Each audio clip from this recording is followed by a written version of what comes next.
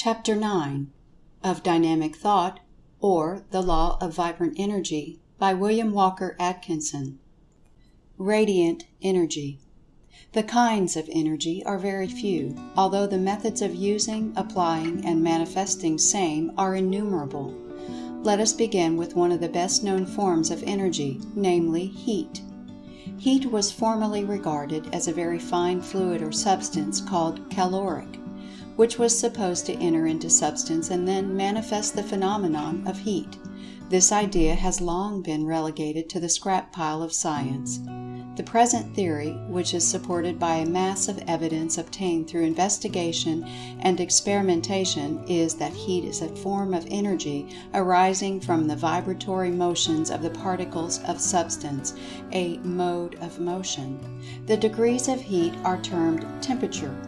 Temperature depends upon the rate of the heat vibrations of the particles of substance, either arising from the original motion of the particles or else from vibrations or motion aroused in them by transmission from particles of other bodies of substance, these vibrations being contagious. Temperature then means the measure of the vibrations of the particles. All bodies of substance have some degree of temperature, some degree of heat vibration of its particles. Science has a pleasant scientific friction of an absolute zero at the degree of 491 below zero Fahrenheit.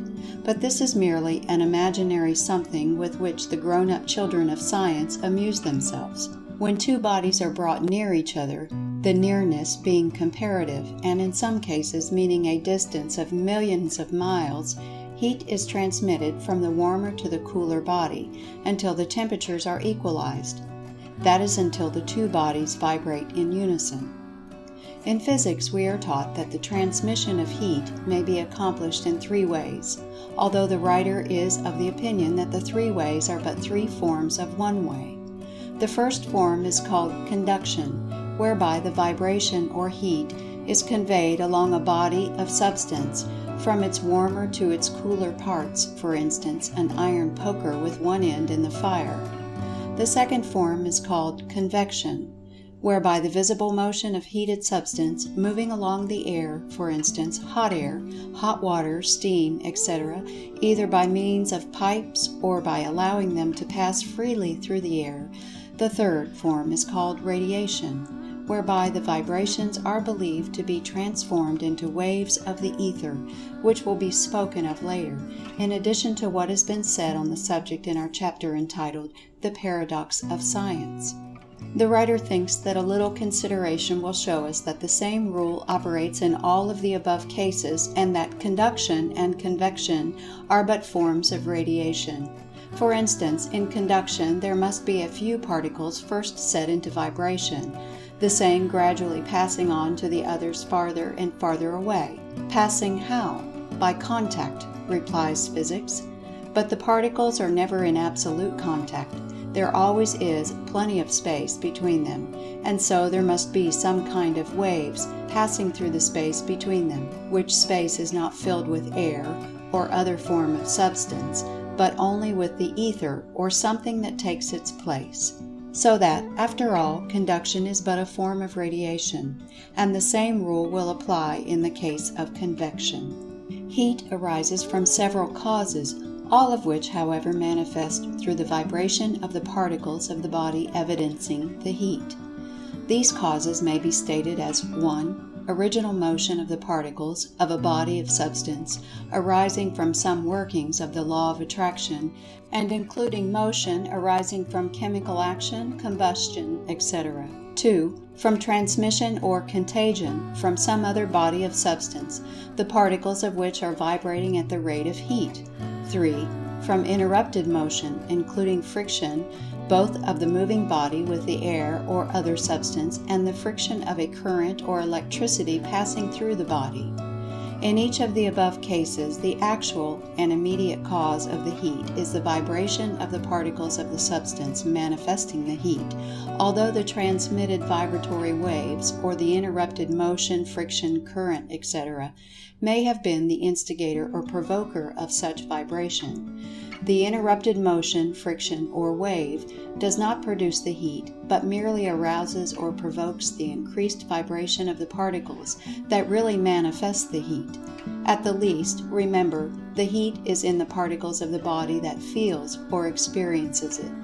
The vibrations of heat seem to have the properties of causing the molecules to draw further apart and to manifest less attraction or more repulsion.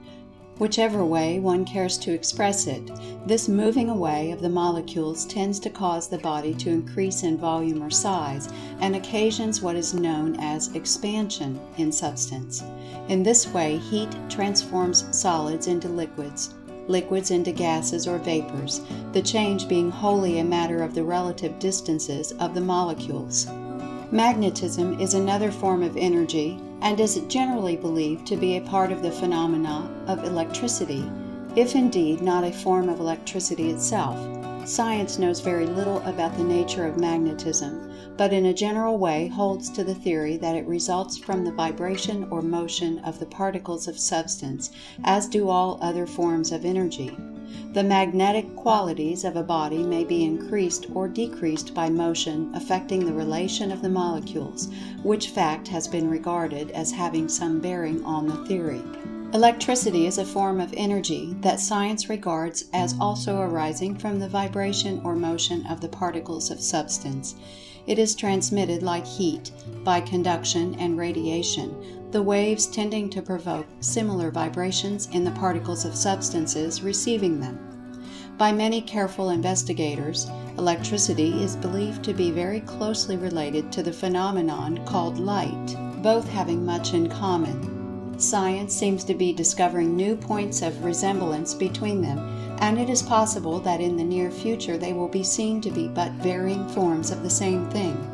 The purposes of this book do not call for an extended consideration of the properties of electricity, the same being served by a consideration of its nature being akin to that of the other forms of energy, namely, vibration or motion in or among the particles of matter.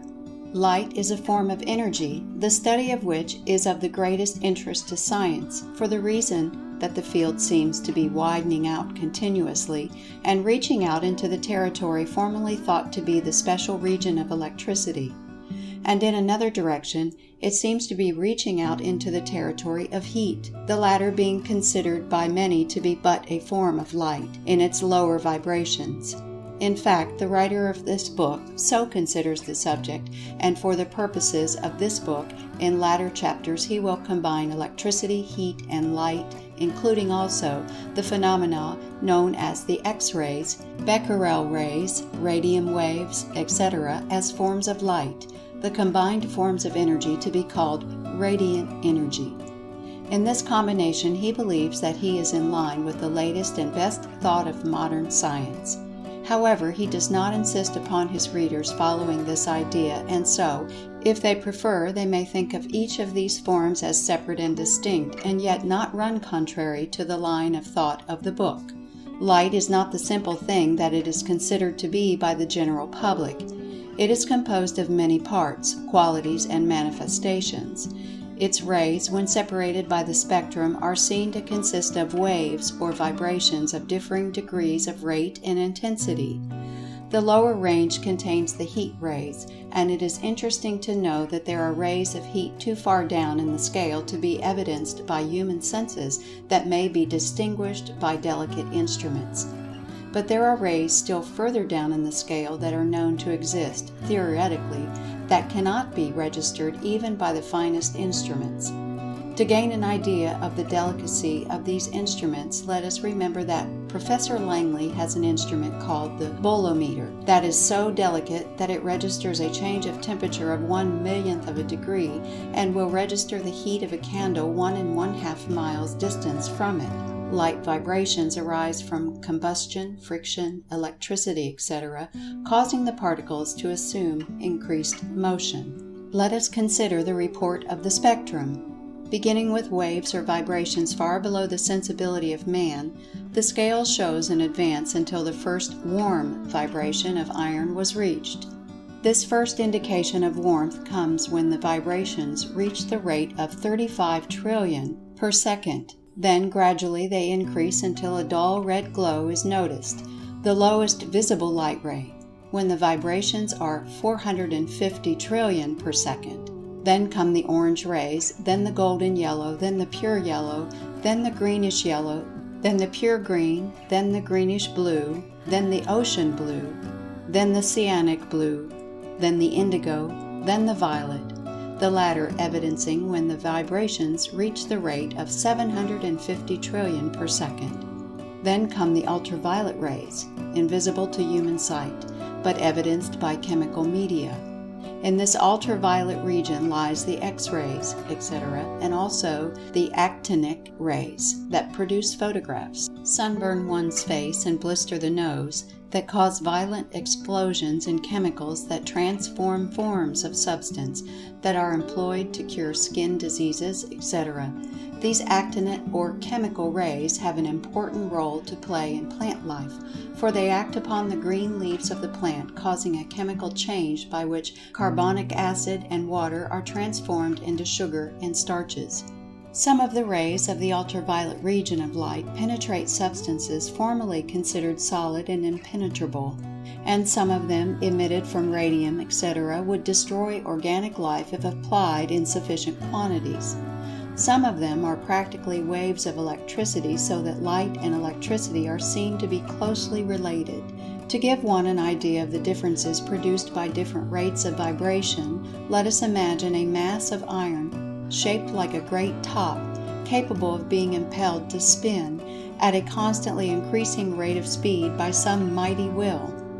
At first it is seen as a slowly spinning top manifesting nothing but slow motion to our senses.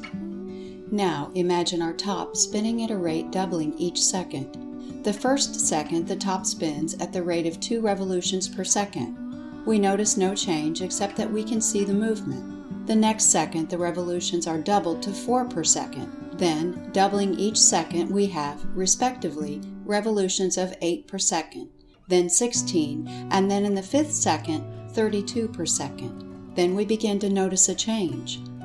When the revolutions reach 32 per second, the friction of the moving top on the air causes it to give forth a very low, deep bass note of sound.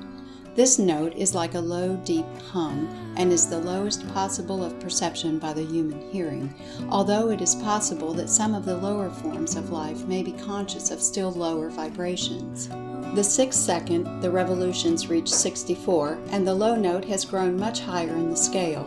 The 7th second records a rate of 128, and the note has correspondingly increased. Then, as the seconds pass, we have successively 256, 512, 1024, 2048, 4096, 8192, 16384, 32,768, the latter in the 15th second and representing the highest note recognizable by the human ear, although it is believed that some of the lower animals may recognize sounds too acute for our sense of hearing. During this increase in revolutions from the 5th second to the 15th, the sound note has risen rapidly in the scale from the low sullen hum on through the notes of the musical scale and beyond the range of instruments until the shrillness becomes so intense as to be almost unbearable, and finally terminating in a shrill, piercing shriek like the squeak of the bat, only long drawn out. Then, from the termination of the sound, by reason of the rate of vibration having become too high, silence reigns for 30 seconds, absolute silence, in spite of the rapidly increasing rate of vibrations, in fact, because of it. When the 45th second is reached and the revolutions have reached the rate of 35,184,372,088,832 per second, our top begins to emit heat rays increasing each second. Then a little later a dull, dim glow may be noticed. Then, as the seconds fly, the dull glow manifests a deep dark red color, such as one notices in the iron of the blacksmith's shop soon after it begins to glow. Then, on and on, as the seconds fly, the deep red grows lighter and brighter, gradually changing into orange, then into yellow, then into green, then into blue, then into indigo, then into violet, and then into the color of white heat. Then this white heat changes into a still more dazzling white, and then a white impossible to describe appears, so bright, clear, and brilliant that the eye cannot bear the sight. Then, suddenly, the intense brightness is succeeded by absolute darkness, and the moving top cannot be seen by the eye, and yet it moves on. The highest recorded chemical rays of light are estimated to equal a rate of vibration of 1,875 trillion per second. The vibration of the lowest shade of red light is estimated at 450 trillion, and the highest of violet at 750 trillion per second. So we may imagine what the highest line on the spectrum is like. Still vibrating, our top, which has become now a mass of vaporized iron, rapidly tending toward still more ethereal forms, it has passed out from the region of light waves into another unknown region of vibrations, in which region, however, exist the vibrations known to us as the X-rays, etc. It is throwing off great quantities of electrons. If we were to use a fluorescent screen, we would be able to observe the phenomena of the Röntgen rays and similar manifestations of radiant energy. On and on vibrates the top of what we once called iron, cold iron, warm iron, hot iron, melted iron, gaseous iron, etherealized iron, if you like. What it is like now, the imagination of man cannot conceive. Still, the revolutions continue, doubling each second. What is being produced? The imagination cannot conceive of what this state of substance, now being reached, is like. By a scientific form of poetry, we might think of it as melting into energy, pure energy, if there were such a thing. Long since it has been resolved into its original particles, its corpuscles, and perhaps into the stuff from which particles are made. But we must let the curtain drop. The wildest fancy cannot follow the dance of substance any further. The theory of the transmission of vibrations of radiant energy by means of waves in the ether, or something that takes the place of the ether, has been mentioned in other parts of the book. Referring again to it, the writer would say that he thinks it's probable that the waves coming in contact with the countless corpuscles in the Earth's atmosphere communicate a high rate of motion to them, the result being that they take on the vibrations immediately and pass along with the wave current. The result being that much that we consider as waves of light, heat, and electricity are but streams of these corpuscles in which vibrations have been awakened by the waves. This idea will help to explain some of the phenomena of light which seemed more understandable under the old light corpuscle theory of Newton than under the wave theory of recent years.